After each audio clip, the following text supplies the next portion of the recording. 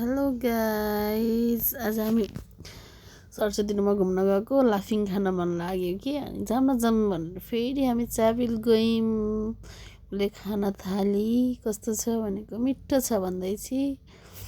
अनि कस्तो मनपर्छ कि हामीलाई लाफिङ है। हामी बेला बेलामा गएर खाइरहन्छौँ।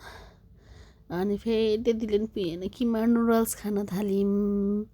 किमा नुडल्स पनि त्यहाँको एकदम मिठो छ मिठो छ। अनि यो सामना खानलाई चाहिँ कसैले छेक्दैन।